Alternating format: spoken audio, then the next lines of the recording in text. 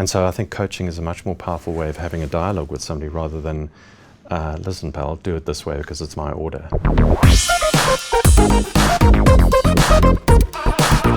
Great. It makes sense to start with, how do you define coaching? I think coaching is trying to help somebody find a new way to look at an issue. So imagine there are two people and the person comes to you with a challenge. Usually what we do is the challenge is in the middle of us and I try and solve the problem for the person. But maybe what I'm trying to do is leave the challenge outside, work with the person so that they can find a new way to see that challenge.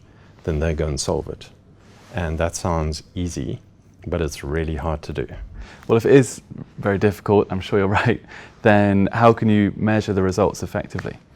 I think you measure the results by, what is it that changes about that person? They go away, and do they see new possibilities of handling something that they never saw before?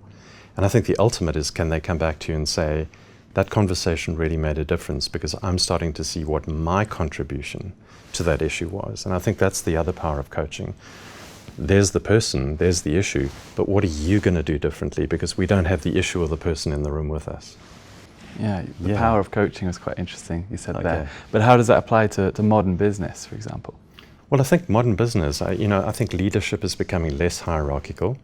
I think it's less in the days of certainly my dad where, I'm boss, I run business, and now it's much more collaborative, it's much more lateral, and I think much more team-based.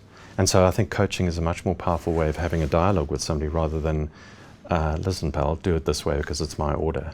And how can you adapt to those challenges of it being more lateral and more team-based? Well, I think firstly what you have to do is get out of your own way. I mean, if you're a leader or a manager or a supervisor, what you need to understand is, can I help the person see something new? Because when they go back to that production line or out on that sales call, I'm not with them. And unless they find a new way of doing this, quite frankly, they're not going to dial into me, they're going to be there. So me telling them what to do is going to be a disaster if they do the wrong thing.